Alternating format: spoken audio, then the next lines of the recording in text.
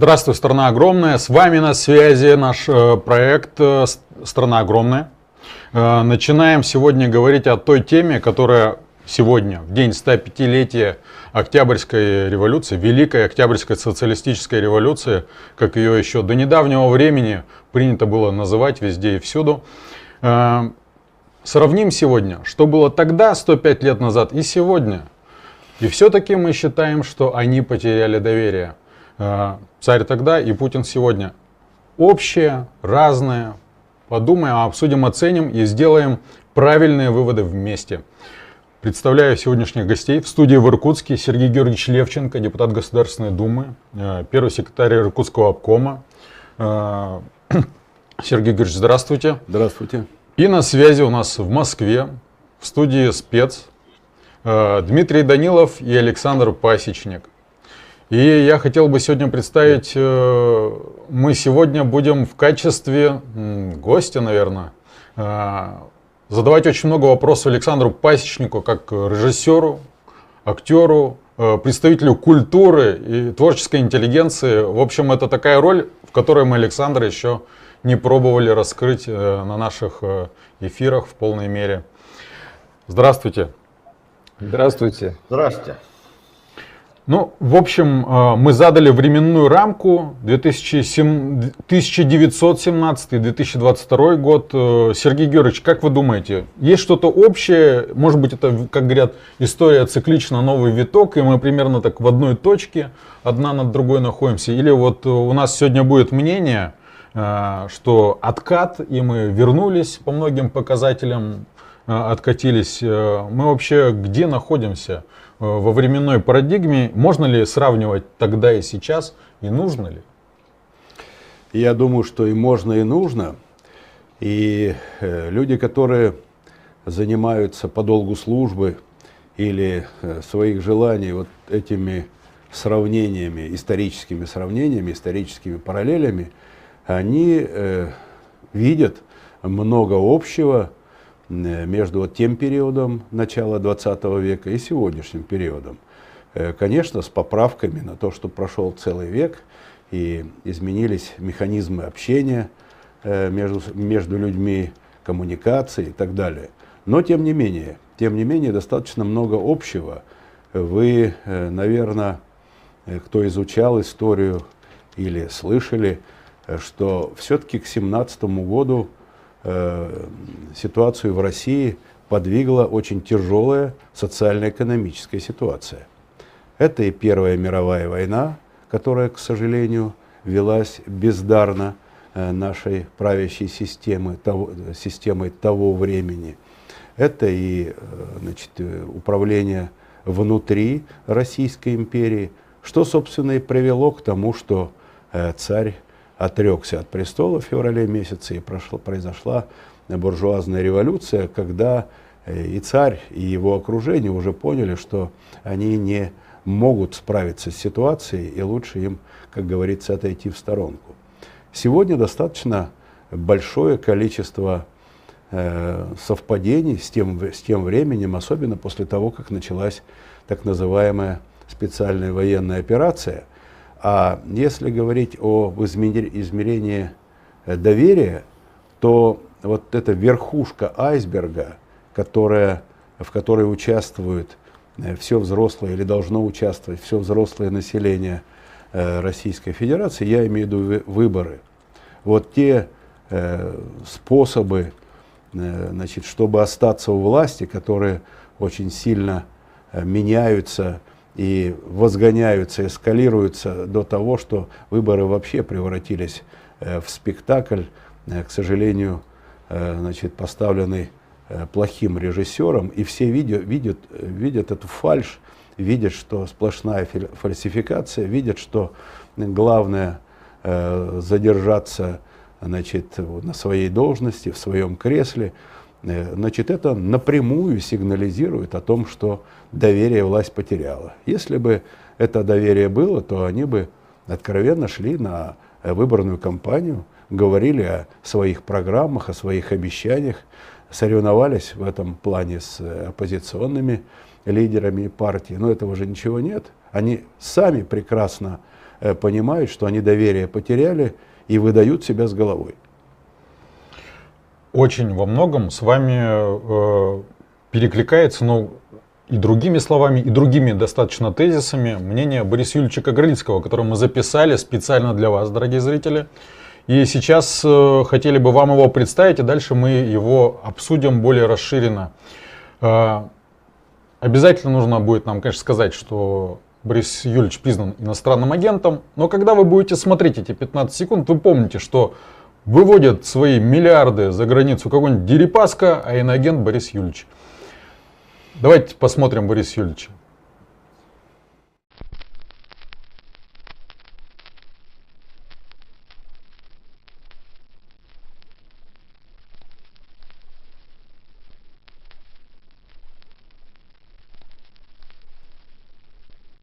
Борис Юрьевич, хотел бы понять сходство и есть ли отличие ситуации, которая складывалась в нашей стране при Николае II и при Путине?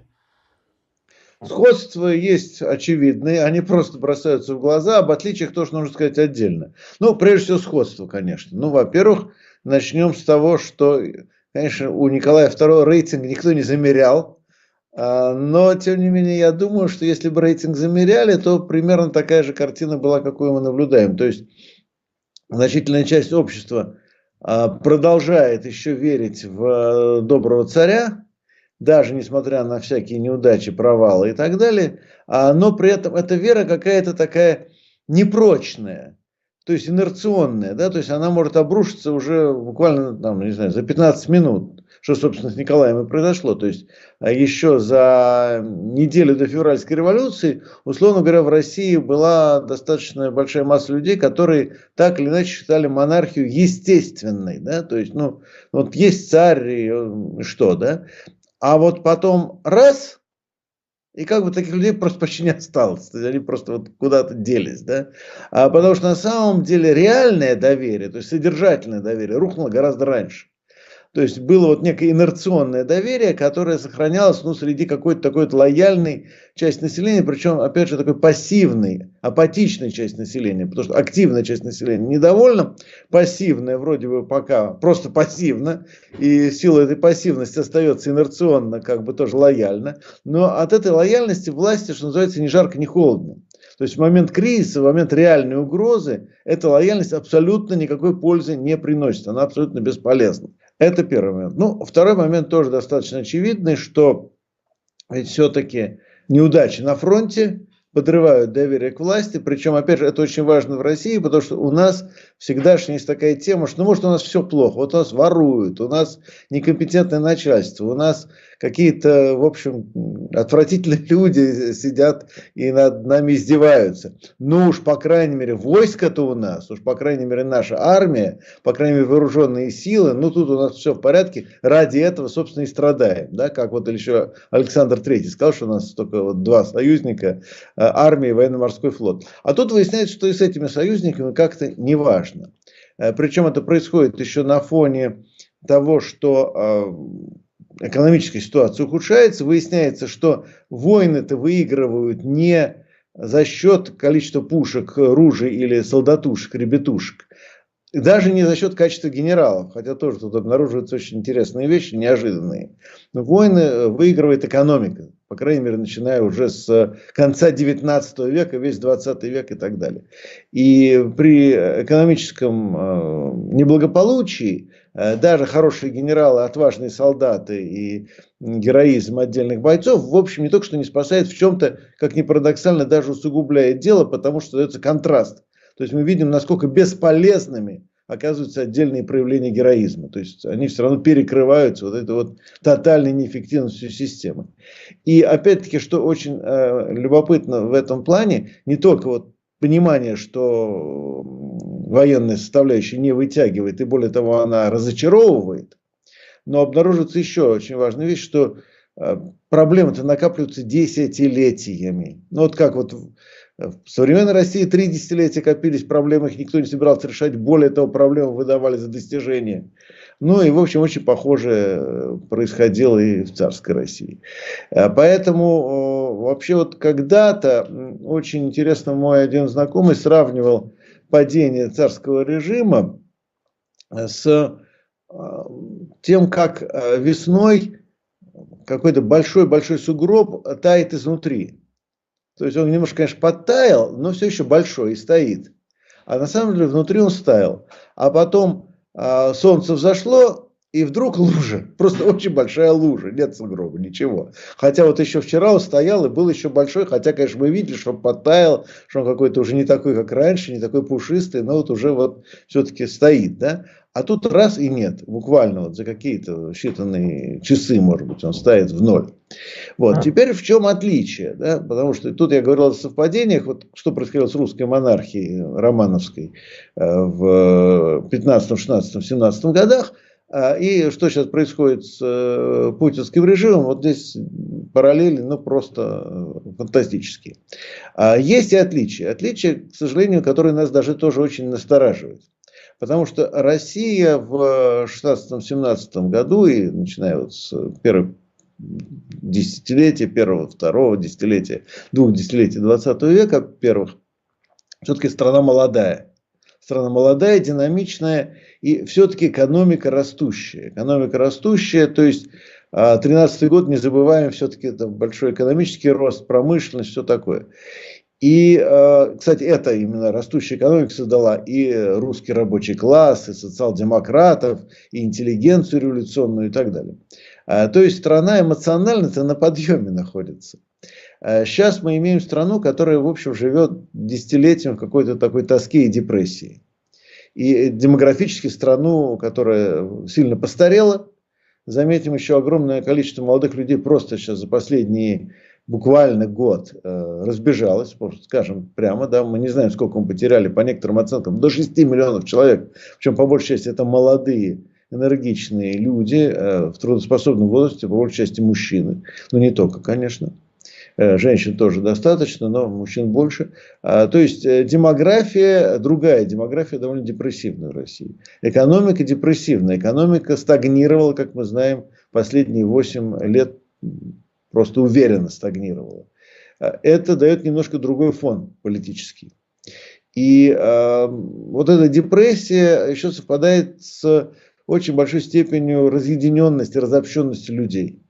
Потому что Рустем Вахитов замечательно назвал это молекуляризацией, не атомизацией, а молекуляризацией общества, когда для людей важно только вот, что у них в семье происходит, то там ближайшие 5 человек, друзей, коллег, самых таких близких, может быть своя фирма, и то, если большая фирма, то только свой отдел в этой фирме и так далее. Все остальное как-то не очень волнует, все остальное как будто бы чужое и не очень видно.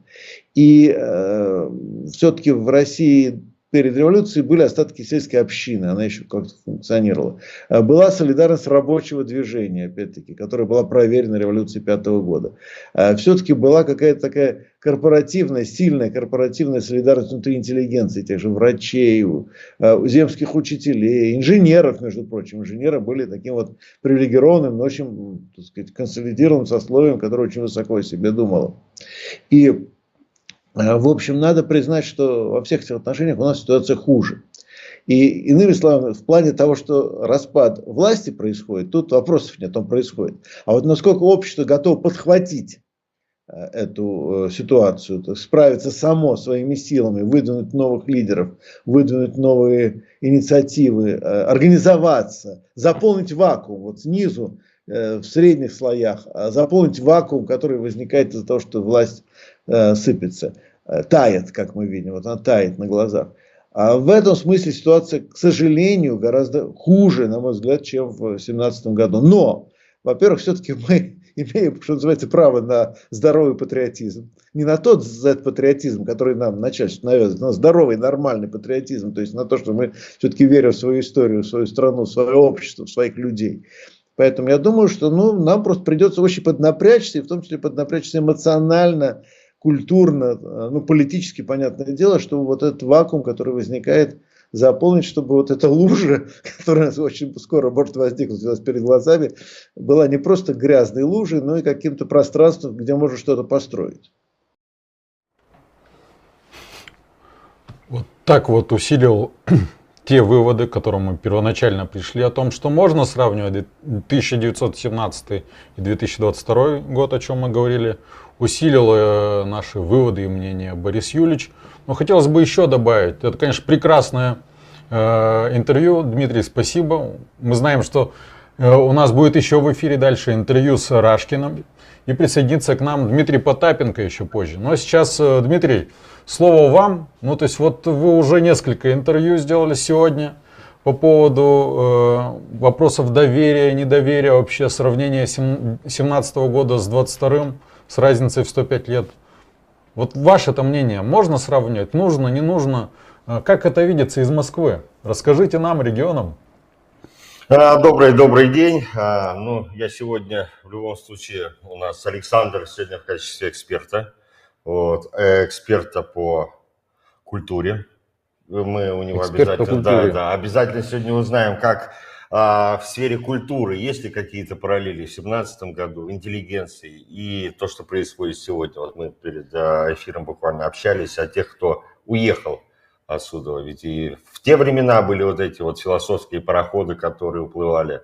Вот. Но все-таки давай сейчас обсудим сначала то, что сказал Борис Юлич. Как тебе кажется, все-таки власть действительно потеряла вот эту вот связь сейчас, так же, как потеряла тогда связь с народом?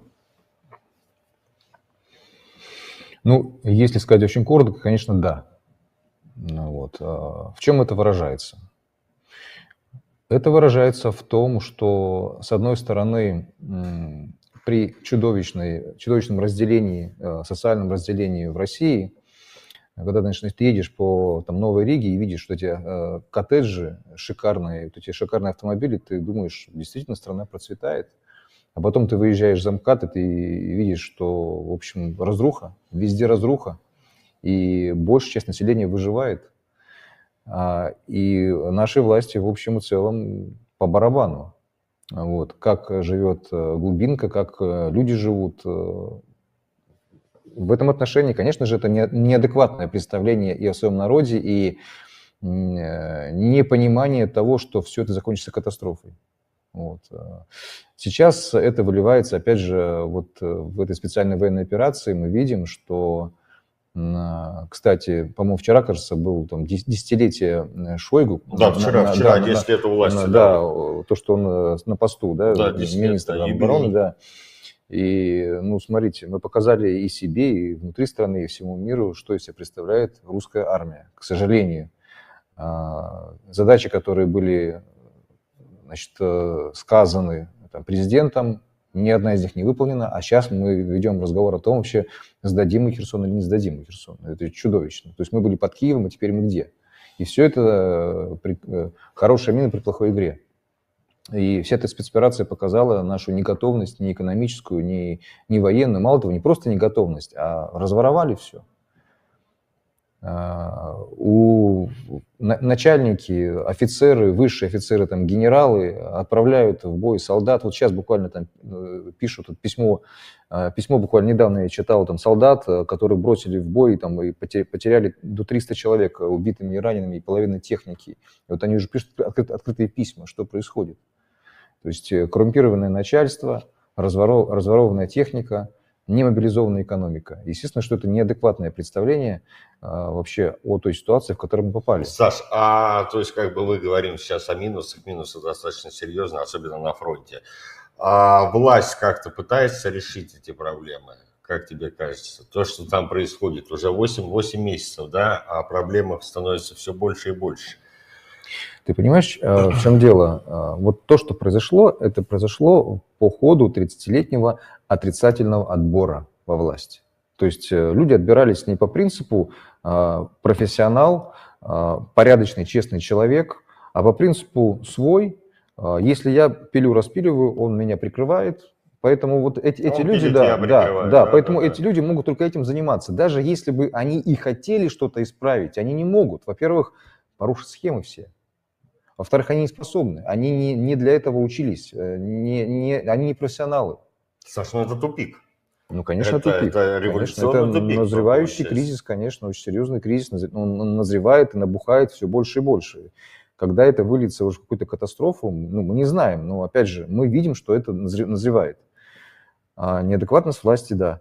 Еще раз, я тут недавно говорил, я по своей работе вот был на Рублевке, как-то там, ну, может, лет 5-6 назад, я у одного значит, депутата Мосгордумы, даже не Государственной Думы, и он просто, вы бы видели, как они живут. Это просто, вы знаете, это, ну, я понимаю, почему... На золоте кушают. Почему да, 17-й год случился, я понимаю. То есть это действительно все в золоте. А, допустим, там 3- или 4-этажный дом огромнейший, а один этаж верхний, он отдан полностью под детскую огромную комнату там с игровыми автоматами. То есть как стадион, просто они там Ну, бегают. как фильм «Игрушка» была вот французская. Да, вот это то же Да, самое, да. У них все хорошо. И плевать они хотели на нас. И люди съели пенсионную реформу, ну, проглотили, да. Люди проглотили постоянно снижающийся уровень жизни, эту инфляцию. Люди постоянно как бы все это терпят. Люди проглотили то, что вошли под Киев, потом ушли из-под Киева. Сейчас вот Херсон обсуждается. То есть они привыкли к тому, что люди, это такая, ну, быдломасса, она все стерпит. Как вот Борис и сказал, что сейчас мы, то есть если в 2017 году действительно были объединения, рабочие, крестьяне, да, объединялись, то сейчас настолько все атомизировано, настолько вообще, то есть как бы вот в подъезде ты людей не соберешь, действительно. Да, Дим, ну слушай, я бы хотел, наверное, поговорить немножко о другом все-таки. Дело в том, что у нас в России всегда ругали власть. И можно вспомнить практически любого правителя нашего, что советских, что постсоветских, что до революции. Опять же, Николай II Николашка, Кровавый Николашка называли, Иван, значит, который Казань присоединил, да, Иван Грозный. Опять же, Петр I, современники называли его антихристом. Допустим, да? То есть есть такой момент, что в нашем народе, с одной стороны, мы склонны к авторитаризму, вот, то есть страна огромная же, и вот это вот демократические игры, псевдодемократические игры здесь не проходят. Здесь должна быть централизованная власть, и достаточно жесткая власть. И большевики по этому принципу тоже действовали, хотя были и советы в том числе. Советы, да, власть. Были и да. советы, но все-таки власть тоже действовала жестко, согласись. Да. Вот. За критику могли и посадить. Поэтому я бы все-таки, наверное, в какой-то степени ушел бы от демонизации того же самого Путина. Проблема есть. Сидит долго. Деградацию страны видим. Она во всех сферах, и в культуре, и в экономике. Тысячи заводов потеряны, опять же. В культуре снимаем шлак. Но опять же, это кино, да. Но опять же, кино, оно отражает нашу действительность. Если вот вокруг вот такое происходит, о чем может говорить, что может снимать кино, к чему оно может призывать. Все это отражает нашу реальность. Но это проще простого сказать, вот во всем виноват, допустим, только он. Вот, это, как бы мы нашли врага, как бы мы успокоились. Но мы должны постоянно задавать себе вопрос, что мы можем сделать для того, чтобы ситуацию исправить. Если ты скажешь себе, что я человек маленький, я ни на что не влияю, ты как бы сам себе дал разрешение на то, чтобы ничего не делать. Но если ты понимаешь, что один ничто, но все мы, это большая мощь, и каждый может что-то сделать, то это уже движение вперед. Это путь к победе. Потому что Путин тоже не вечный же, мы понимаем. И что, вот скажи, ты думаешь, при этом отборе отрицательном, что после него кто-то придет лучше? Нет, конечно, нет. Но здесь, как говорится, сама технология смены, да, тоталитаризма, в котором мы сейчас пребываем, она в любом случае должна быть какая-то оттепель. То есть в любом случае после Путина будет не настолько хуже, куда у нас сейчас всех тянет дружно. Я не знаю. Я думаю, что слишком серьезный кризис, и мировой кризис, и кризис в России, и просто и легко не будет, это точно. Тем более, если горячая фаза, уже война началась, и мы видим планы, собственно, глобального капитала по отношению в том числе и к России, это понятно, что какие их цели. Там уже рисуют карты, где половина территории Китай, там еще одна территория, там какая-то Азиатская республика непонятно, Зауралье, что-то такое, да? Турция. Да. То есть они хотят превратить нас в некую Московию, расчленить, понятно, все к этому идет. И в этом отношении я как раз, видя, что происходит, я все-таки считаю тех людей, которые воюют, несмотря ни на что, несмотря на то, что впереди враги, позади предатели, вот, я считаю их героями все-таки. Тех, кто воюет не за деньги, а действительно за идею. Они делают то, что могут. Они, по крайней мере, защищают сейчас Россию, защищают сейчас то мирное население, которое подвергнется геноциду. Вот. Как-то так. В общем, не нужно только вот все упирать на Путина. Это тоже не совсем правильно. С ним все понятно. С ним все понятно. Нам нужно думать о том, что нам делать сейчас. Вот. Об этом и речь, что как бы других-то шагов особо нет. У нас сама история вынуждает приближает к тому, что что-то будет, и развязка должна быть в любом случае. То есть просто так это все не кончится. То есть мы и проводим параллели сейчас, да, когда закончилась революция, сейчас чем может закончиться, как тебе кажется? Сложно говорить, не зная многих неучтенных факторов, но я подозреваю, что вполне может быть какой-то либеральный переворот. Вот. И там уже, кстати, на Западе готовятся, знаешь, да, там есть уже правительство в изгнании. Да. Собрались там Пономарев, Лёва Пономарев и другие уже там делят власть. Да. Вполне возможно. В любом случае... Просто тогда был такой же либеральный переворот. Вот, да, конечно, на фоне войны. Да. Опять же, на фоне войны. Но тогда была партия такая, сейчас такой партии нет. Вот в чем проблема. Что поменяем одних на других. Поменяем Путина на Навального. Вытащат его из тюрьмы и призовут посадить на трон.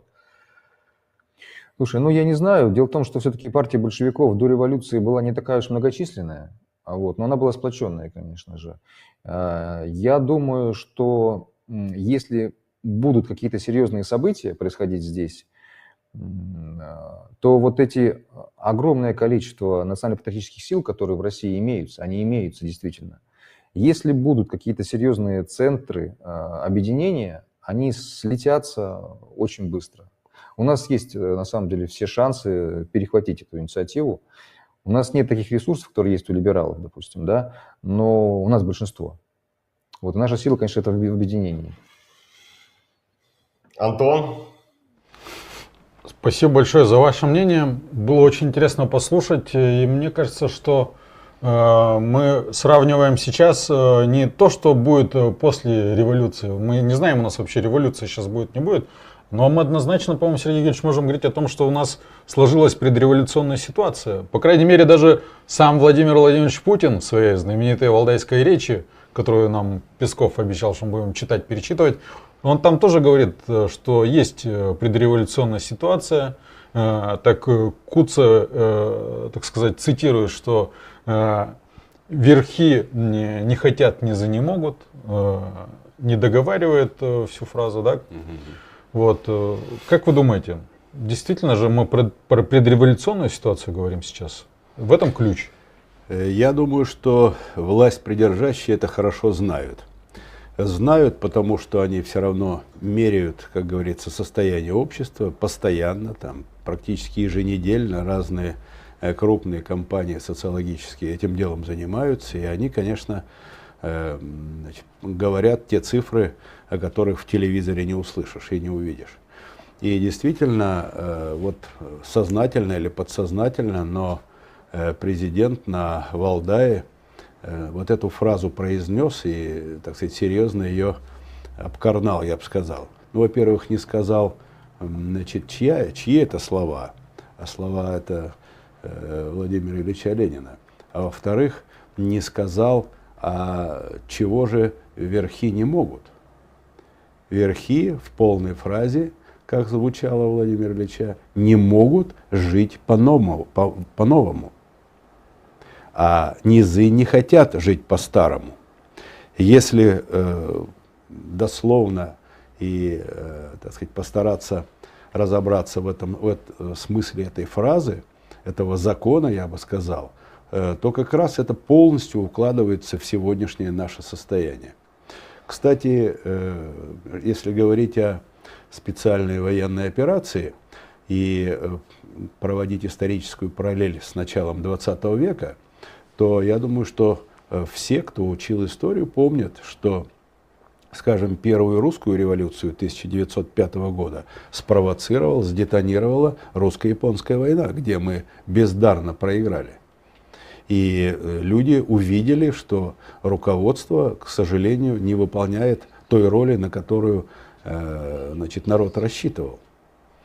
Если говорить о 1913 годе и Первой мировой войне, то правильно Борис Юрьевич сказал, что 1913 год мы берем за точку отсчета во всех там статистических, сравнительных делах. Но это был последний полный год перед Первой мировой войной. Поэтому и брали всегда 1913 год, иначе бы и всем, кто анализирует и сравнивает ситуации, начали бы говорить, ну что же вы сравниваете с военной ситуацией. А это мирный год, и в какой-то мере страна какие-то результаты давала.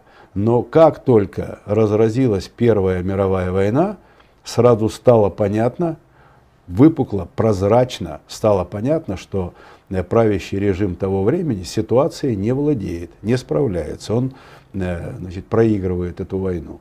И, к сожалению, наша специальная военная операция точно так же обнажила реальное положение дел, в том числе и в военной сфере, и всем людям показывает, как обстоят дела на самом деле. Кстати, по поводу атомизации и молекуляризации, я бы не совсем принял такую оценку, потому что, вы знаете, 21 век, он приходит к тому, что у нас очень сильно усилились коммуникации людей.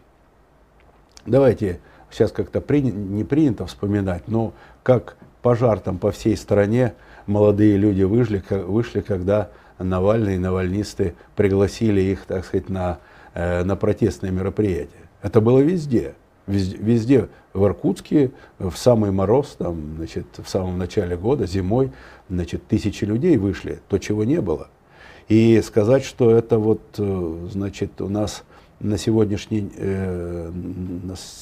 день общество раздроблено, разрознено, я бы не сказал.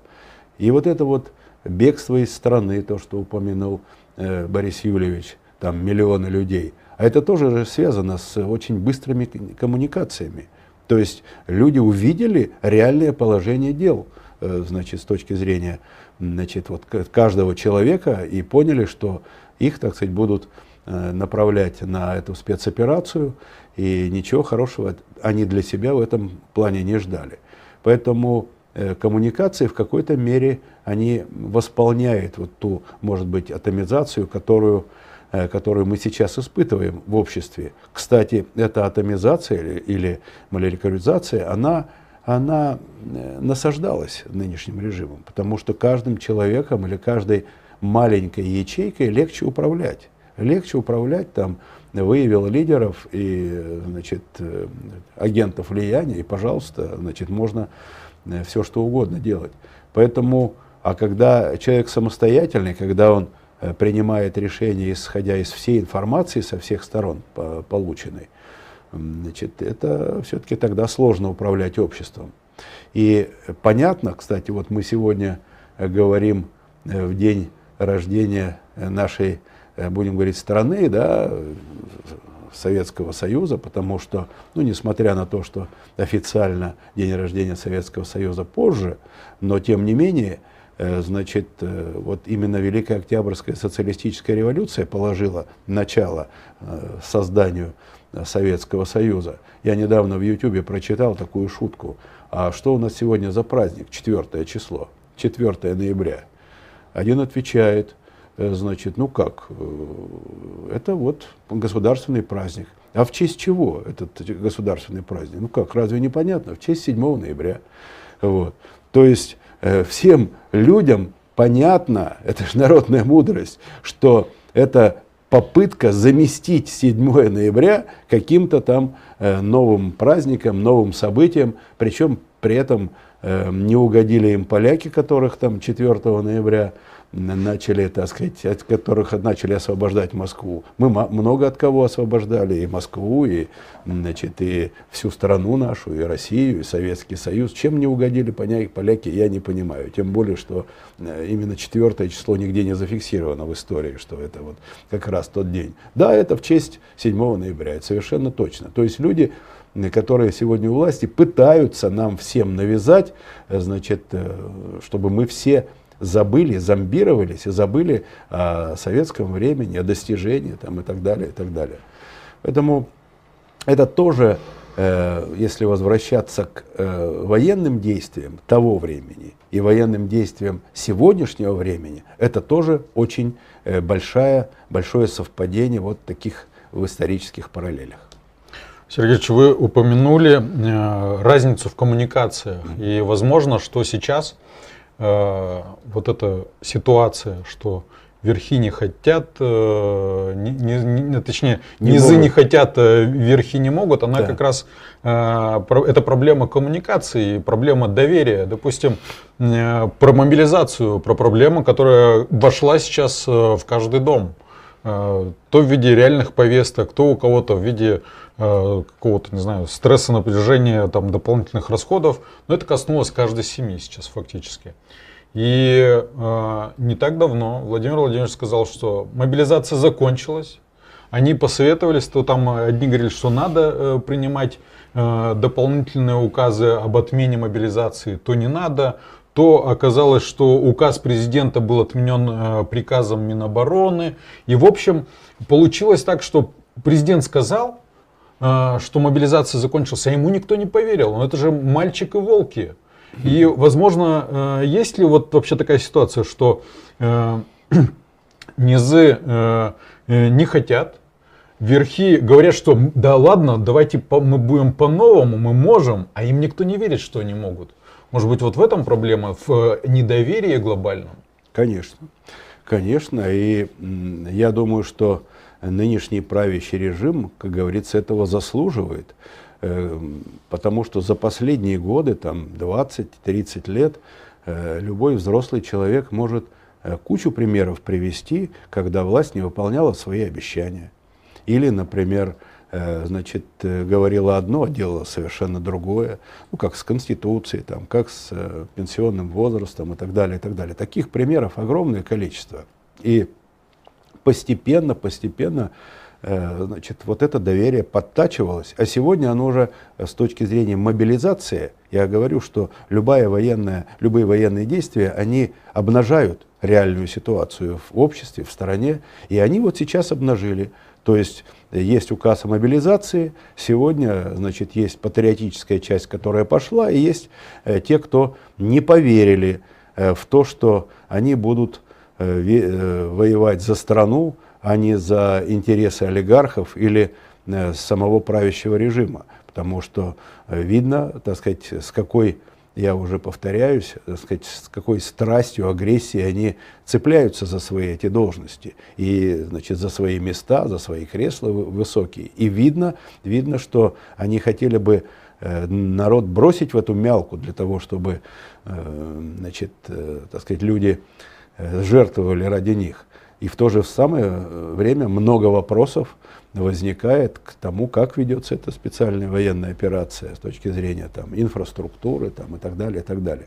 Вот. Это вот один к одному, и русско-японская война, когда очень многие не понимали, за что мы, собственно говоря, там боремся, и когда, значит, отправляли там через Балтику почти в кругосветку старые пароходы, которые там не доходили до, значит, театра военных действий, и их там, значит, расколошматили. Точно так же, как и в Первую мировую войну, на которой наживались, значит, бизнесмены того времени, увеличивали в несколько раз стоимость там, снарядов, патронов и так далее, а на фронт отправляли вместо винтовок трехлинеек, вот, Мосина и патронов к ним, отправляли крестики целыми вагонами. То же самое на сегодняшний день, только вот с определенным коэффициентом на 21 век.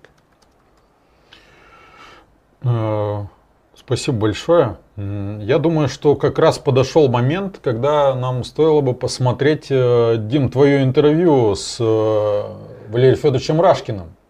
Мгм. Скажи в паре слов нашим зрителям вообще, про что было интервью и твое впечатление от этого интервью, чтобы мы уже готовились, морально настраивались на него. Не, ну интервью это по такой же теме, то есть хотел, чтобы Валерий Федорович провел параллели, что происходило тогда, что происходит сейчас. Валерий Федорович все-таки как-никак у нас хорошо достаточно знаком с историей того времени. И, скажем так, сейчас он тоже, грубо говоря, варится в том, в чем немногие, да, то есть как бы и подставы, и спецоперации против него, спецслужб, да, чтобы заткнуть человеку рот. Поэтому посмотрите, и, в принципе, я думаю, все сами поймете. Смотрим. Валерий Федорович, значит, сегодня мы обсуждаем ситуацию, которая у нас сложилась в нашей стране, и хотим понять, вот сегодня у нас праздник, да, в 1917 году похожая ведь ситуация была. Хотелось бы понять, почему власть потеряла доверие и народа, и элит, и тогда, и сейчас. Мгм. Ну, смотрите, Дмитрий, как мы знаем, история повторяется по кругу, по спирали, только на более высоком уровне.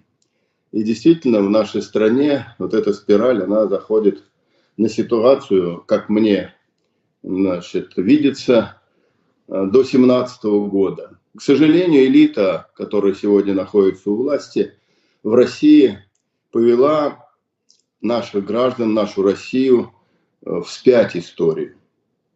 Это факт, самый настоящий факт, потому что тот прогресс, который был достигнут в период Советского Союза, когда была советская власть, когда люди жили при социализме, имели колоссальные успехи во всех направлениях развития государства. Во всех. Внешнеполитически мы были великой державой, которую уважал, не боялся. Некоторые, так сказать, иронизируют. Вот, вы имели военный потенциал колоссальный, поэтому вас просто боялись. Нет. Граждан Советского Союза, Советский Союз как государство уважали во всем мире за то, что они нашли возможность обустроить общество таким образом, что у каждого была, так сказать, путь развития, у каждого человека, у предприятия, хозяйства. Сегодня, к сожалению, Дмитрий, мы имеем откаты назад. У нас экономические показатели таковы, что мы, значит, там во второй тридцатке в мире по темпам развития, по объему производства, по, значит, всем показателям, которые касаются социальных гарантий. Общество раскололось, его раскололи, сознательно раскололи. И опять же я говорю, это сегодняшняя элита расколола на 10% сверхбогатых людей, которые захватили 80% собственности в России и имеют более 60% финансовых активов у себя в кармане. И 110 миллионов граждан российских, значит, граждан Российской Федерации имеют те же финансовые, значит, богатства, какая имеется у 10%. Это колоссальное расслоение. И когда граждане говорят, что у нас должно быть солидарность, у нас должно быть единство. 4 числа говорят якобы какой-то этот праздник единства, то все говорят, а что у нас там Абрамовичи, что у нас все остальные? Это с ними объединяться. Они нас обокрали. Поэтому, значит, невозможно, Дмитрий, невозможно объединиться, если есть колоссальное социальное неравенство, заложенное в том числе и в законодательстве. Валерий Федорович, это понятно, что в низах уже достаточно давно, да, и ситуация прямо аналогичная с тем, что было тогда. А все-таки элиты сейчас тоже разочаровываются в Путине ведь. По большому счету, то, что сейчас происходит, те санкции, которые наложили на элиту, да, ну что они? Они владеют всем, а потратить они по факту уже ничего не могут. Как вот тогда было, все-таки там с дворянством, да, как Николай II, и Путин сейчас с элитой, да, с нашей. Вот есть какие-то параллели сейчас? Есть ли возможность того, что именно элита поднимет бунт? Да, Дмитрий, естественно. Ведь когда у тебя огромные богатства, я имею в виду олигархов, вот этот правящий класс элиты, для них, честно, это мое мнение, для них родина там, где их деньги. Родина, где их собственность, где их бизнес, как они называют. Значит, отправили детей за границу, счета за границей переводят, 90% доходов, которые они получают в России, они отправляют за границу. Но их устраивал Путин, устраивала власть, устраивала система, пока давали возможность вывозить, жить, жировать, ни за что не отвечать, значит, совершать преступления, в том числе и убийства, не говоря уж о махинациях, и за это ничего не отвечать. Это их устраивало. Я думаю, что и считаю, изучая историю, и в Российской Федерации тоже самое было. Вспомните, как генералы, значит, писали в своих мемуарах, что российская система прогнила, царская система прогнила, все воруют, коррупция в армии, значит, все пропало, все развалилось. Вот это же я вижу и сейчас. А как элита, если ее только, значит, прижали, а прижали чем? Санкциями, понятно. Раз ты гражданин Российской Федерации, раз у тебя бизнес здесь, вывозишь, не вывозишь, все равно, значит, попадает на... Он недоволен. Недоволен чем? Кем недоволен? Кто ему этот сюрприз преподнес? Кто преподнес? Естественно, есть кто. Есть царь, есть, так сказать, Госдума, есть, значит, правоохранители. И, естественно, они отходят и уходят в оппозицию действующей сегодняшней власти. Это прямая аналогия. Если царя в 17 году сдала и патриархия, сдала и армия, сдали и элита, богатая элита, так сказать, помещики и буржуа в тот период, и он, поняв это, отрекся от царствования тогда, то сегодня вот этот день, на мой взгляд, также приближается в Российской Федерации. Потому что колоссальная, так сказать, растраты, которые несут сегодня вот эти богатейшие элита, она мечется. Она мечется. Ей все равно, кто им помогает. Турция, Америка, Германия, Франция, Италия, Англия. Все равно. Но они натыкаются на то, все равно у них рушится. И они, как та крыса, загнанная в угол, значит, начинает кусать того хозяина, или ту собаку, или того кота, который на них нападает. Вот так и они. И это объективно, абсолютно объективно. А вот второй части, Дмитрий, которую, в общем-то, увидел Ленин и увидела Компартия, предложила народу, так сказать, власть народу, фабрики рабочим, землю крестьянам, мир народам. Значит, вот эту часть, я считаю, что элита, начиная с президента, она не способна это сделать, потому что они кровь от крови, плоть от плоти с ними, с олигархами. Они защищают Конституцией, законодательством, всей своей жизни и работы именно этот класс. А он начал разрываться. Да, это элитный бунт, так можно сказать. Это элитное предательство, может даже не бунт, это элитное предательство друг в друге. Идет раздрай. Они как крысы в банке, так сказать, начинают грызть друг друга. Значит, это факт на сегодняшний. Значит, для населения, для народа, что меня печалит, никто не обращает внимания и не делает шаги к тому, чтобы население вот в это тяжелое время стало жить получше. А на самом деле рычаги для этого имеются. Надо самое главное начинать, Дмитрий, вот кто бы мне что ни говорил, начинать с экономики. Сильные государства, сильные, так сказать, страны уважают во всем мире. Если ты слабый, если у тебя система образования на нижайшем уровне, если социальные гарантии на нижайшем уровне, если колоссальная безработица, если ты, так сказать, нация у тебя вымирает, если ты не можешь нигде добиться справедливости в государстве, значит, тогда не жди объединения, не жди какого-то, так сказать, прогресса в этих сферах, начиная с экономики. А экономику на сегодняшний день и президент, и правительство, и вся его команда, они как черт ладана боятся развития, на мой взгляд, экономики. Как бы это они по-другому не говорили. Вот как только касается вопросов инвестиций, преференций, значит, уменьшения налогообложения, снижения ставок для инвестиций в экономику, все, барьер, вот тупой, глухой, бетонный забор, и, значит, ничего не вижу, ничего не слышу, ничего никому не сделаю, ничего никому не скажу, ничего не хочу. Вот это беда.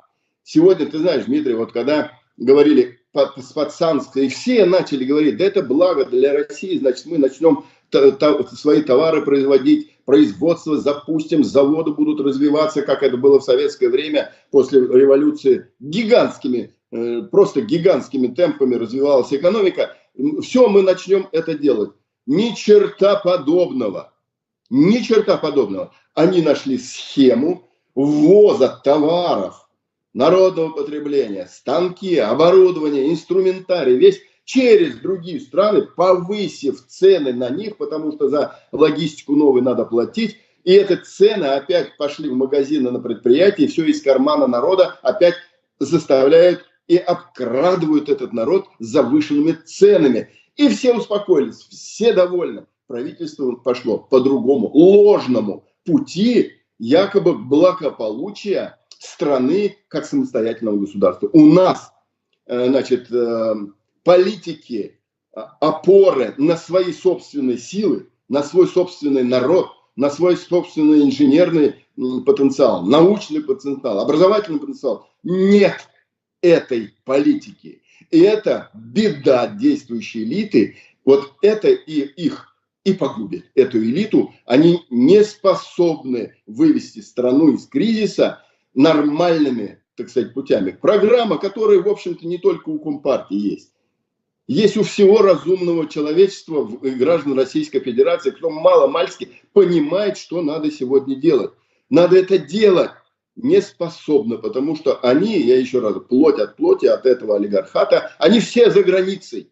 Что бы они ни говорили с экрана, они все там, за границей. Возьмите детей, возьмите собственность, возьмите счета всех, кто сегодня, начиная с Кремля, живет и управляет, они все за границей. Это беда. И когда мы в Государственную Думу вносили законопроекты о том, чтобы на муниципальных должностях государственные служащие в правительстве не допускать на работу и наем чиновников, если у них есть собственность за границей, если у них счета за границей, значит, если у них там дети учатся за границей и все остальное, не допускать. У нас богатая кадровая страна, и у нас много порядочных людей, которые живут своей страной, и все здесь имеет все здесь. Нет, ни президент, ни Единая Россия, ну, правительство, тем более, они не идут на то, чтобы этот закон принять и поставить забор от чиновников, которые живут за границей. Вот это факт. Они несколько раз, мы вносили в Государственную Думу, они каждый раз голосуют против отрицательного заключения правительства и до свидания. Есть у нас за границей собственность, а мы сидим в кресле правительства Российской Федерации и жируем. На кого они будут работать? Они будут работать на то государство, где у них счета, где у них собственность, где у них родные, близкие, дети, внуки и правнуки. Ну вот мы сегодня уже проговорили о том, что ситуации 1917 года и 2023-2022 года сравнимы. Проговорили о том, что все-таки вопрос, большой вопрос это сегодня доверие. И доверие у власти, у режима политического утеряно. И в продолжение слов Александра Пасечника, который сказал, что ожидает либеральный переворот, сейчас Валерий Федорович Рашкин нам рассказал и на пальцах, так сказать, раскидал, что есть вопрос вообще недоверия элит к власти, и он был тогда и сейчас. Есть вопрос огромного недоверия народа к власти, он был тогда и сейчас. Так вот, что в итоге мы имеем? Возможно, что это не все, то есть не вся картина мира. Александр, вот пытался Дима задать вопрос про то, как культурное сообщество наше соотносится к власти, как относится к власти. Вот сейчас очень многие выступили против действий власти, тоже точно так же, вот о чем Валерий Федорович говорит, уехали из страны. Вот, и, возможно, похожую ситуацию мы и действительно в 2017 году видели. Можно я тебя немножечко дополню просто вопросы к Александру, потому что очень много комментариев здесь, что почему вы сравниваете дворянство, да, даже с большой буквы пишут, с пацанами из подворотни с ОПГ, которые вы сейчас называете элитой, Саша. То есть как бы элиты-то тоже поменялись, получается. То есть раньше была одна элита, сейчас абсолютно другая. Суть. И творческая тоже поменялась. Ну, я не соглашусь, потому что значит дворянство? Как мы можем это сравнивать, допустим, то дворянство, допустим, и нынешнюю образованную там и творческую интеллигенцию или техническую интеллигенцию? По сути, революция 17 года дала дворянскую культуру и дворянское образование всему народу России. Поэтому говорить о том, что сейчас вот тогда были какие-то дворяне, а сейчас это какой-то быдло из подворотни, нельзя. То же самое Путин, извините меня, хоть как-то, но владел несколькими языками, по крайней мере, немецким тоже владел. Это говорит, по крайней мере, об образовании. А то, что после распада Советского Союза у нас миллионы людей убежало за границу, то есть был мощнейший отток. Кто убежал? Бежала техническая, творческая интеллигенция. Техническая в большей степени, кстати. Это были образованные, в высшей степени образованные люди, которые работали потом на экономике Америки, Германии, Франции, других стран западных. Александр, можно я тебя сразу поправлю? Просто я знаком с этой системой, да. У нас в школе, когда я еще учился в школе, в 11 классе, приезжали американцы, проводили конкурсы.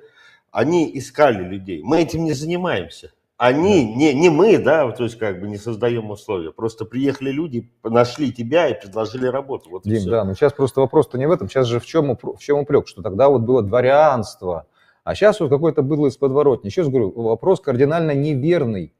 Потому что если вы почитаете русскую классику Лескова, Достоевского, Толстого, Куприна, Пушкина, хотя бы, да, Пушкина, вы увидите вот это поступательное движение деградации дворянства. Чехова, вот финал всего это Чехов, понимаете, «Вишневый сад», да. Когда он продается, и покупает его бывший крестьянин, который разбогател, капиталист, он стал капиталистом, и он продает этих нищих дворян. Вспомните, пожалуйста, фильм Михалкова «Механическое пианино», да, эти дворяне. Вы посмотрите на эти вот типажи дворянские. Никчемные люди, которые не знают вообще, зачем, для чего они живут, способны только болтать с утра до вечера и больше ничего. Они не способны ничего делать. Посмотрите фильм, пожалуйста, по Чехову. Там показана катастрофа, трагедия дворянства. Я сам очень люблю дворянскую культуру. Я очень много чего там читал, увлекался в том числе и белым движением, белогвардейским движением. Читал воспоминания Деникина.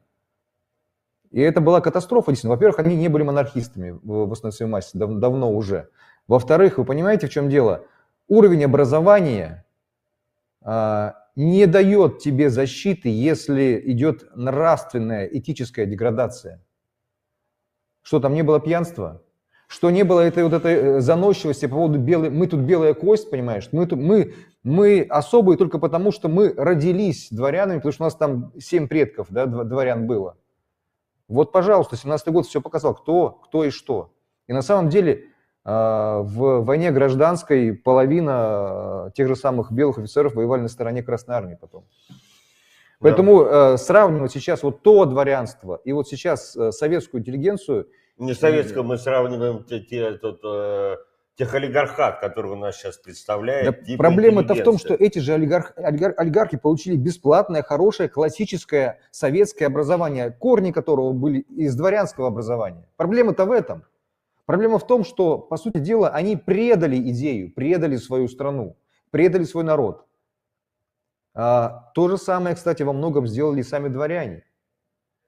Дело в том, что когда, скажем так, движущий класс, вот дворянский класс в какой-то степени, в какой-то момент он был движущим. Петр I заставлял их работать. Потом их освободили от, допустим, того, чтобы они были обязаны служить в армии. То есть началось такое некое сиборитство. Они начали проедать свои имения, они начали жить в свое удовольствие. Вот это так называемое новое дворянство или новые русские, вот эти олигархи, которые сейчас пришли, они получили свои богатства, собственно, на разграблении, на разделе страны, на сдаче ее, на предательстве. И образование здесь никакого отношения их не имеет, потому что здесь нравственный выбор этих людей. Мало того, деньги и большие деньги часто меняют саму суть человека. Он начинает думать только в этой парадигме. Он начинает думать о том, только как заработать любой ценой. И люди здесь уже всего лишь пешки. Он переступит через них. Вот это страшная катастрофа, это нравственная катастрофа прежде всего. Поэтому дворяне, не дворяне, здесь дело не в этом. Люди, которые получили большие состояния, они имели хорошее образование. И в основном они далеко не глупые люди. Но они совершили акт предательства. И, конечно же, расплата, безусловно, будет. Может быть, не на них, может, на их детях. Как это случилось с дворянами, между прочим. Да. Антон? Саш, возможно, ты очень интересный подход к сравнению вот тогда и сейчас в разрезе интеллигенции нашел. Ты вектор проложил от золотого века к вишневому саду, то есть к декадансу вот этой культуры. А можно ли такой же вектор проложить от 90-го года, да, условного, до нынешнего времени, то есть с точки зрения именно интеллигенции? Мы сейчас же такого слова интеллигенция практически не используем в том контексте, которое было даже вот в позднем Советском Союзе. Да, конечно. Но каждый по слову интеллигенции понимает свое. Я все-таки под русским интеллигентом понимаю прежде всего профессионала своего дела, человека образованного, но самое главное с убеждениями и любящего свою страну, любящего свой народ и желающего ему добра, вот, который занимается каким-то полезным общественным делом. В этом отношении интеллигенция у нас в России, конечно же, есть. И та либеральная шушера, которая сейчас бежит за границу, она таковой не является. Вот именно про нее говорил Ленин, что это говно, прошу прощения, а не интеллигенция. Вот. Что касается декаданса. Декаданс наблюдается. Ну, посмотрите сами. Все то же самое, что перед революцией был кокаин, вот это все, вот эти серебряный век весь загнивающий, да, с сифилисом, с этими болезнями, с развратом. Все то же самое. Я смотрю сейчас современное кино, смотрю там какие-то сериалы современно российские. Они отражают все это. Все происходит то же самое. Кокаин, разврат. Вот, пожалуйста, сейчас вышел сериал, называется «Капельник». Посмотрите, в принципе, с точки зрения как бы идеи, неплохой сериал. Он показывает богатых людей и показывает их детей, в каком аду они сейчас находятся, потому что дети этих богатых олигархов зачастую просто-напросто их развратили этой красивой жизнью, этими деньгами, они не знают, куда себя притулить, что с этим совсем делать, они просто уничтожают себя, в том числе наркотиками. Вот этой красивой жизнью, короткой красивой жизнью. Все то же самое. Те же самые процессы происходят и сейчас. История, может быть, не повторяется на 100%, но действительно параллелей с 2017 годом и сейчас очень много. Очень много. И до 2017 года Россия действительно вступила в гонку под названием мировой капитализм и начала встраиваться в мировой капитализм как сырьевая держава, потому что мы продавали на самом то же самое сырье, мы продавали зерно. Зерно тогда была нефть, как сейчас. Вот раньше сейчас нефть, тогда было зерно. Вот. И то же самое происходит на протяжении 30 лет. Мы встроились в КАП-систему на правах сырьевой колонии, по сути. И сырье здесь оказалось не только советское наследство предприятия, не только золото, нефть, газ, но и мозги, советские мозги. Еще раз говорю, огромное количество людей, миллионы уехало из Советского Союза, из России, вернее, постсоветской России, и поднимало экономики других стран. Поэтому процессы повторяются, и мне даже страшно от того, насколько они схожи и куда мы идем. Проблема в том, что действительно у нас сейчас нет партии большевиков. И, ну, то есть как бы нет какого-то центра силы, нет субъектности. Это большая проблема. Вы понимаете, в чем дело? Можно, конечно, мечтать о социалистической революции, но мы должны понимать и об опасностях, которые нам сейчас грозят, о том, что все может быть не так хорошо, как было в 2017 году. Хотя и 2017 год, после 2017 года была страшная разруха, гражданская война, смутное время, потом индустриализация, миллионы жертв. Мы через это все, через кровь, через пот, мы прошли вот к этому возрождению. Потом еще Великая Отечественная война. То есть это были страшные жертвы. Какой ценой все это было дано? Какой ценой Гагарин в космос полетел? Какую цену мы заплатили? И вот сейчас, я не знаю, будет ли у нас сейчас такой шанс.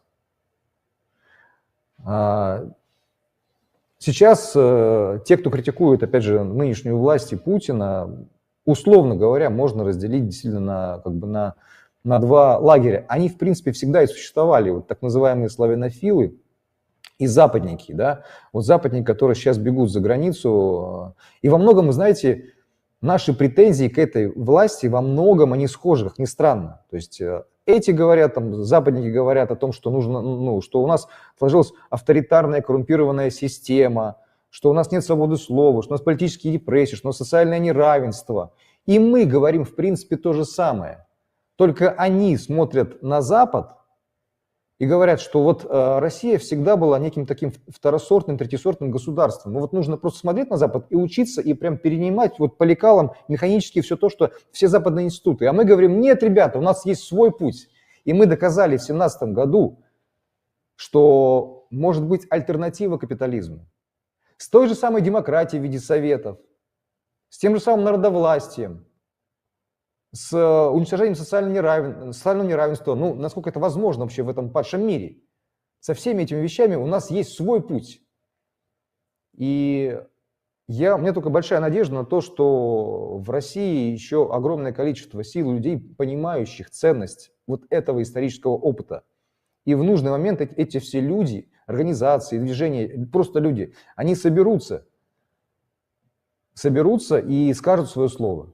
Вот очень большая надежда на это. А вообще, конечно, мы идем, как и в 2017 году, вернее, до 2017 года, скорее, 2014 год, мы идем, конечно, к какой-то катастрофе, на фоне военной катастрофы, потому что мы видим прекрасно, что эта власть не способна побеждать, боится этой победы, что самое главное, боится ее. Если будет сдан тот же самый Херсон, на мой взгляд, это уже начало конца. Вот до сдачи Херсона еще какая-то надежда, существует надежда. Если они его сдадут, естественно, что даже не из-за того, что там мы в плане военном не можем его отставить, а просто потому, что там договорники идут. И вот это все видно же. Ну, люди же в наш информационный век скрыть все эти грязные, там, подковерные дела практически невозможно. Мы это видим, что договорняк идет опять. Если это будет сделано, это будет началом конца. Началом конца для путинской, прежде всего, РФ. Но, надеюсь, не для России. Да, ну, понятно, спасибо большое. В общем, мы приходим к выводу, что и в творческом таком, интеллигентском, что ли, контексте это тоже очень все сравнимо. Но тут более пессимистичен даже, чем я ожидал. А к нам присоединился Дмитрий Валерьевич Потапенко, общественный деятель, предприниматель, активный очень блогер. Дмитрий, мы вот сегодня обсуждаем такую тему, сравниваем 2017 год с текущим, пришли к выводу, что сравнимо, ситуация сравнима, в стране сравнима, в отдельных разрезах сравнима, есть элемент недоверия, это ключевой момент. И есть недоверие элит, оно было тогда и сейчас к власти, есть недоверие народа к власти, оно было тогда и сейчас. И вот Александр сейчас нам рассказывал, какова картина с точки зрения творческой, культурной интеллигенции. Хотелось бы от вас услышать с точки зрения предпринимательства, вообще какая картина сейчас, то есть есть ли доверие к власти, особенно вот у предпринимательства, которое выжило в годы ковида и сейчас выживает во время мобилизации. Вообще какой уровень доверия к власти, есть ли он? И какая картина была, если мы сравниваем с 17 годом, как тогда, ну тогда это называлось, наверное, не предпринимательство, купечество, как это тогда выглядело? Тоже было. Это разные, конечно, пласты по причине того, что купечество тогда было таким классом, не просто сословным, но тогда общество было не только сословным, но и купечество, в общем, принимало участие в тех или иных там законодательных инициативах. Если мы посмотрим формирование в той же Первой Государственной Думы, то там был имущественный ценз. Имущественный ценз подразумевал, что, в общем, люди, которые не обладали тем или иным имущественным классом, по сути дела, не являлись представителями. Ну, то есть это были как представители трудовых коллективов, только другое дело, что трудовых коллективов тогда в том виде, в котором мы их сейчас подразумеваем, не существовали, потому что, в общем, не очень давно с точки зрения исторических параллелей 1861 года было отменено. А до сих пор, в общем, не могу сказать, что общество сильно реформировалось, потому что, в общем, и первая гражданская, и вторая, уже там гражданские войны, они развивались на фоне все-таки другого социального класса. Касаемо доверия существующего, его нет, не было и не будет, и не должно быть, по причине того, что то, что мы видим, это феодальная система управления, поэтому фундаментально власть сделала очень правильно с точки зрения своего, как говорится, существования. Она, в общем, посадила всех на зависимость от, соответственно, нефтегазовой ренты. И поэтому на сегодняшний день, в общем, все люди, которые есть, ну, предпринимательство не является каким-то движущим классом, оно единично, скажем так, оно очень небольшая прослойка. Вот, поэтому оно выживает, как выживало там 20 лет, 30 лет назад, поэтому фундаментально, в общем, доверия как не было, так его и не появится, потому что, в общем, в данном случае экономическая система, которая сложена сейчас, она сложена изначально была на фундаменте сырьевой державы. Сейчас происходит не благодаря, вопреки, соответственно, бездарным действиям. Мы слезаем с нефтегазовой иглы, причем слезаем с этого нефтегазового кола такими, надо сказать, широкими шагами. Другое дело, что это приведет ну, это привело уже к обвалу, потому что у нас 4 года будет дефицитный бюджет, который будет покрываться первым увеличением налогов и, конечно же, по сути дела, там надо будет рисовать деньги. В общем, Россия в таком контексте еще не жила никогда, когда она, по сути дела, сама себе выстрелила даже не в ногу, а в голову, когда она разнесла, по сути, всю свою нефтегазовую систему по кирпичам. Спасибо. Вопрос у нас из студии. Подскажи, пожалуйста, все-таки участие бизнеса вот в этом госперевороте тогда и сейчас, то есть вот деньгами, у нас сейчас Пригожин очень сильно переживает, что бизнес, да, не тратится ни на СВО, ни на что. Все-таки тогда бизнес был более политкорректен, скажем так, все-таки он тогда играл в политику бизнес. И что происходит сейчас с бизнесом? То есть является ли он некоторые, деятельности? но в данном случае нет, он не будет являться ни тогда, ни сейчас. Есть отдельные предприниматели, которые тогда, ну там Морозов, яркий пример, который закончил жизнь весьма скучно, скажем так, его просто уничтожили. Вот, поэтому фундамент мы, в общем-то, не Европа с этой точки зрения. К сожалению, разделение так называемое на политиков и граждан, оно категорически неприемлемое, неверное, потому что почему-то всегда существует какой-то отдельный мифологический бизнес, в котором работает избиратель, который должен скинуться каким-то мифологическим политикам, которые не имеют отношения к трудовым коллективам никакого. Вот, именно в этом-то и фундамент того, что мы, в общем, как это, бегаем по одним и тем же граблям, что тогда, что сейчас. И если мы говорим о Пригожине, ну, сейчас принудительно у бизнеса отбираются деньги, да, это есть.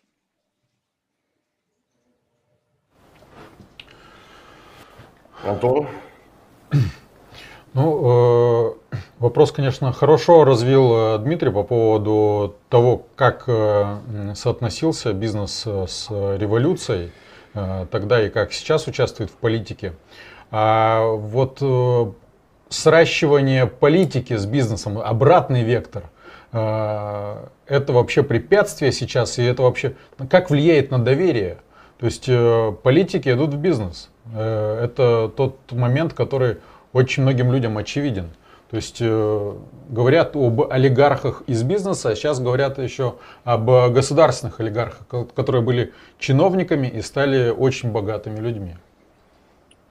Ну, с учетом феодальной системы распределения, поэтому здесь бессмысленно обсуждать, почему чиновник, обладающий властными полномочиями и разрешительными функциями, становится, я в кавычки поставлю, он становится бизнесменом.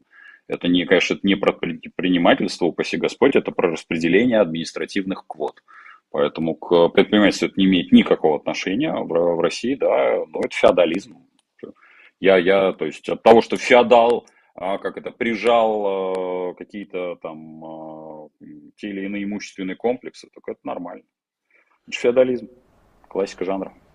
Вот слово феодализм, если мы будем дальше, как говорится, рассматривать более скрупулезно, по сути, феодализм это была официальная система государственного устройства в дореволюционной России. То есть были сословия, были наделы земельные, то есть это вот было вырождение феодального государства. И сейчас это получается, это очень сравнимые ситуации, что тогда Да, была... ничего не поменялось, фундаментально ничего не поменялось, просто как-то пиджаки, фундаментально, там цвет пиджака поменялся, а так все то же самое.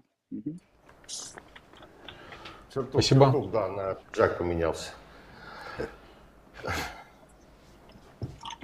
Дим? Так, ну, в принципе, я думаю, что передача у нас на сегодня уже заканчивается. Вот, я думаю, нам надо подвести небольшой итог. Я думаю, что начнем. Дим, может быть, пару слов напоследок, перед тем, как ты нас покинешь, все-таки скажешь, какие-то есть надежды, все-таки, что мы как-то сможем обойти вот это вот, то, что у нас было в 2017 году, да, не революция, а эволюция, чтобы мы бескровно все-таки как-то эволюционировали, чтобы все-таки стали как нормальными европейско-азиатской страной, скажем так.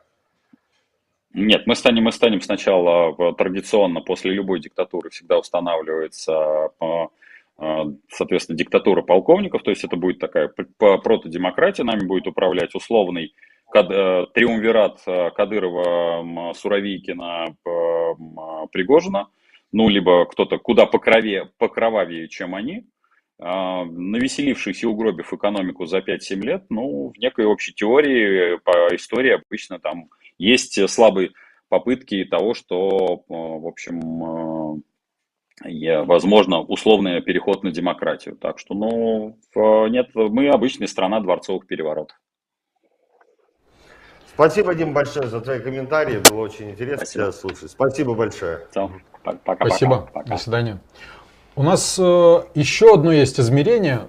С коротким видео от Кагарлицкого мы на самом деле не измерили международный аспект. Это тот аспект, которым вообще действующая власть прям хвалилась. Говорила, что мы ж вот впереди планеты всей, там авторитетом давим все и вся, и лидеры в Евразии. Так что давайте посмотрим вот это короткое видео, аспект доверия в международном плане. И уже будем какие-то выводы делать, собирать все смыслы в кучу. Вопрос такой, Борис, просто я смотрю, как страны Западной Европы, да, Америки давят на Путина, продавливают его. Ситуация с Херсоном, насколько я понимаю, уже давно решена, да. Хотелось бы понять психологический портрет Путина, на что все-таки они давят, ведь у них целые институты на эту тему работают, да, то есть Я думаю, что в отношении Путина на Западе, и надо сказать, что я думаю, что и в Китае, и похоже, что даже уже теперь в странах Центральной Азии вопрос решен. То есть все дружно сошлись на том, что Владимир Владимирович стал токсичен, что он неудобен. И более того, что договариваться с Россией, конечно, придется. Понимаете, даже если все в военном отношении будет у нас очень плохо, но все равно прекрасно понимают, что все равно рано или поздно чем-то военные действия надо заканчивать. Все равно рано или поздно надо договариваться. Но сейчас, мне кажется, что возникло ощущение, причем, подчеркиваю, если бы только с Запада, то это полбеды. Но ощущение, судя по всему, возникло в Китае, просто менее жестко, возможно, по некоторым признакам уже и в Центральной Азии, что договариваться надо будет уже со следующим руководством России. И сейчас, в общем, как-то с одной стороны российским элитам дают понять, что, ребята, вы как-то решите проблему. А с другой стороны, похоже, что Владимир Владимирович тоже дают понять, что, Владимир Владимирович, дорогой, ты сам проблема. Вот мы решили, что главная проблема твоя, это ты сам. Да? Думай, как ты будешь выкручиваться, но мы любым образом не хотим с тобой больше разговаривать. И понятно, что у Путина есть вот эта фаза отрицания. Знаете, там гнев, отрицание, торг. Да, принятие вот, неизбежного. Да, да. Я думаю, сейчас он скорее находится в фазе отрицания. То есть, вот есть уверенность, что они же пойдут на переговоры, они же договорятся, они же рано или поздно сядут с нами за один стол и что-то решат. А Украина не хочет, ну так мы договоримся с Западом. Запад давит на Украину, они ее заставят и так далее. Ну, это переход от отрицания к торгу. Почему? Потому что это даже, в общем, правда все. Но с одной оговоркой, что для того, чтобы это все случилось, нужно поменять номинальное, по крайней мере, первое лицо в Кремле. А первое лицо не признает это. Ну, понимаете, ни один человек, на самом деле, легко с таким не смириться. Нужно, на самом деле, обладать невероятной политической волей и верой, как ни странно, даже не только в свою страну, но и в самого себя, чтобы такое сделать. Понимаете, отставка – это самое сильное вообще, что может сделать политик. Это самое трудное для любого политика. И больше того, отставка, когда человек должен пожертвовать своей позицией во имя страны, государства и так далее, это вообще-то подвиг. Но я думаю, что Владимир Владимирович к такому подвигу категорически не готов. Он вообще не может себе представить, что такое что-то возможно. Ну и поэтому возникает тупиковая ситуация. То есть все понимают, что надо что-то решать, а решать нельзя, потому что тот, кто должен решить, не может принять именно того единственного решения, которое является ответом на ситуацию. Ну вот остались ли вообще сферы, где доверие все-таки к власти, к этому режиму существует? Это для меня один из самых главных вопросов после того, как мы вот все сферы разложили, сравнили тогда и сейчас. И вот подводя итог, хотелось бы дать слово нашим гостям. Хотелось бы, наверное, начать с Москвы, и мы бы здесь, так сказать, регионами, пушками тут подмогли бы. Вот, но вот задать вопрос такой финальный. Вообще, осталось ли доверие какое-то вообще, и есть ли вероятность, что это доверие со стороны народа, разных слоев общества, разных сфер нашего общества можно вернуть, чтобы был такой консенсус между государством, между обществом, между международным сообществом и Россией, между интеллигенцией, культурной, творческой, между предпринимателями, между вот всеми, кого мы обсуждали сегодня. Ведь это именно то, к чему мы стремимся, и это, между прочим, именно то, к чему стремилась Октябрьская революция, 105-летие которой сегодня мы отмечаем. Вот, Александр, я бы вам дал слово для подведения итогов. Ну да. Ну, я отвечу, может быть, немножко парадоксально, но я считаю, что доверие, как ни странно, осталось все-таки. Потому что мобилизовали 300 тысяч, люди идут на фронт, люди говорят, что они хотят защитить Отечество. И вообще, вы знаете, мне кажется, что Путин – это такая сублимация бессознательного народа. В том плане, что меня обманывать не нужно, я сам обманываться рад.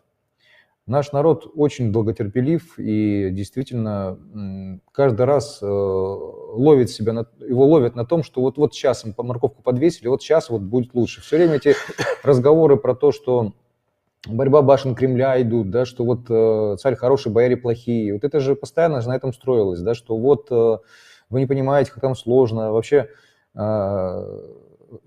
появился такой НОТ, да, как он? НОТ, да, даже на этом целые движения, целые партии делаются на том, что вот Путину сложно, что вот надо еще немножко потерпеть, вот 30 лет терпим. Почему вот Путин – это некая сублимация бессознательного народа? Потому что Путин, мне кажется, сам такой, и здесь можно говорить о неком таком эффекте Януковича, я бы сказал так, потому что Янукович тоже, на мой взгляд, просчитали западные спецслужбы, и они поняли про него одну очень простую вещь, что этому человеку нужно все время давать надежду на то, что договориться можно. Если вы вспомните этот Майдан, как все развивалось, это именно так и было. Януковичу западные партнеры все время твердили, вот сейчас, вот смотрите, давайте не будем применять силу, давайте мы сейчас попробуем договориться, и вот тогда вот все будет хорошо. И Янукович не применял силу, ну, по крайней мере, там, да, не разгонял там жестко этот Майдан, он продолжал существовать. Потом, давайте мы сейчас вот там вот Еницу Цунька или кого-то еще сейчас в правительство мы введем, и все решится, все хорошо. В итоге, чем это все закончилось? Это закончилось тем, что Янукович бежал, а на Украине случился Майдан, переворот кровавый. А потом, вследствие этого, война на Донбассе, а потом уже война и здесь сейчас уже. Мне кажется, что вот Путин и его окружение действуют и думают примерно так же. Вот сейчас вот все-таки наши западные партнеры как бы нас обманули, причем Путин очень много сам говорил же об этом, что как бы, ну, открыто уже говорит, что опять кинули.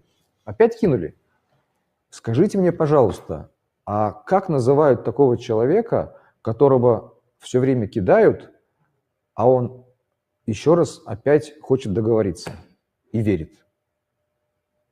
Ну, конечно же, великим стратегом политическим.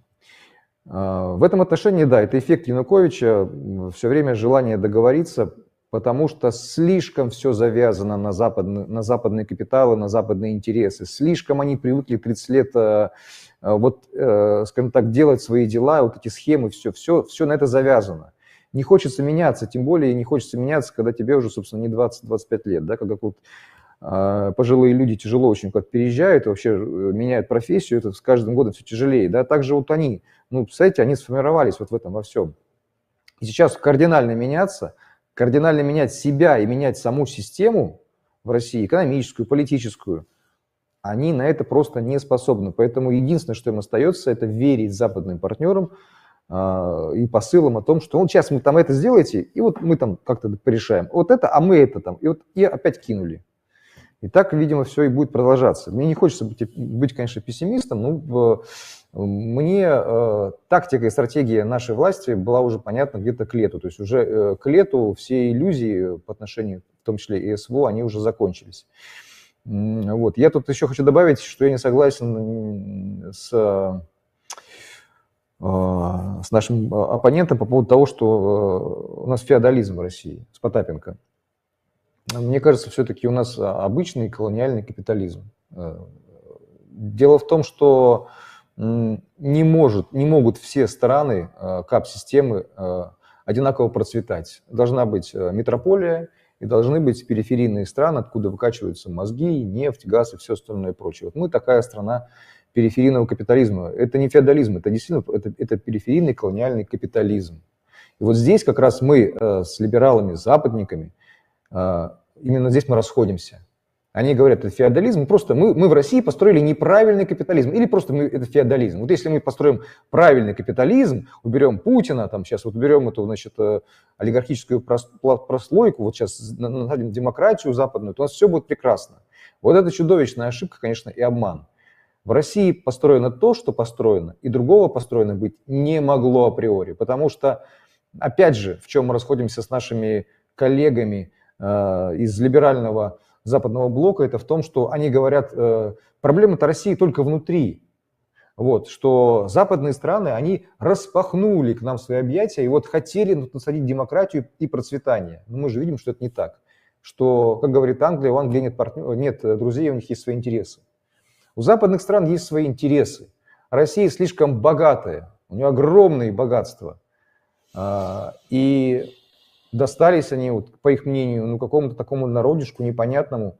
У нас в наших сказках всегда был, кто главный герой? Иван Дурак? Да. Ивану Дураку достались, понимаете? А почему он дурак для них? а потому что для него правда главное. Ему не бабки, не деньги для него главное всегда было. Ему какие-то высшие смыслы подавай. Поэтому с точки зрения барыги, капиталиста, он дурак, потому что он свой интерес не блюдет. Вот у Ивана Дурака слишком много территорий, слишком много всего. Поэтому, на мой взгляд, это большая наивность наших либералов-западников думать, что на Западе не ведут свои игры и нет своей стратегии. Есть. Есть. И нужно это понимать и учитывать. Наверное, все на сегодня. Антон? Сергей Георгиевич, ну вот от вас хотелось бы услышать оценку. Я о том, что не согласен вообще с некоторыми выводами Александра, мне напомнило это тот образ, который вот Борис Юрьевич вначале говорил. Саша говорил о том, что доверие к Путину оно еще есть, но очень метко, образно срисовал Борис Юрьевич, когда сказал, что вот есть сугроб, который снаружи-то он еще сугроб большой, а внутри полый. Вот. И один момент, и будет лужа. Вот, мне кажется, это один из самых ярких и точных образов сегодня нарисованных. Да, вы знаете, мы сегодня обсудили разные сферы человеческой жизни и везде нашли очень знакомые параллели с 2017 годом. Что бы мы ни обсуждали, социальную обстановку, экономическую, культурную, в сфере бизнеса. Я думаю, что если говорить о политической сфере, здесь тоже достаточно много похожего с тем временем. Ну, тут Дмитрий Потапенко вспоминал про Государственную Думу. Там были свои рычаги, но это было еще в конце XIX века, для того, чтобы выборы сделать, ну, скажем так, не демократичными. Там действительно, значит, были имущественные цензы, там имел право голосовать только тот, у кого было порядка 15 тысяч рублей. А в то время это стоил стоимость трехэтажного дома. То есть тогда понимали, кого допускать к выборам, а кого не допускать. Сегодня другими методами, но делается практически то же самое. Теперь, если говорить о преддверии 2017 года, буржуазной революции, временном правительстве и вообще работе государственных дум, то тоже много сходного. Дело в том, что социал-демократы в государственных думах имели очень маленькие фракции, мягко говоря, не очень заметные.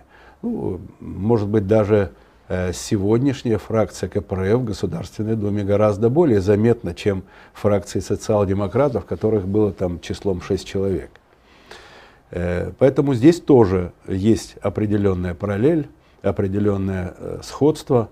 Но и вы посмотрите, когда царь отрекся от своего трона, кто захватил власть в Временном правительстве. Те политические силы, которые были в тот момент более активными.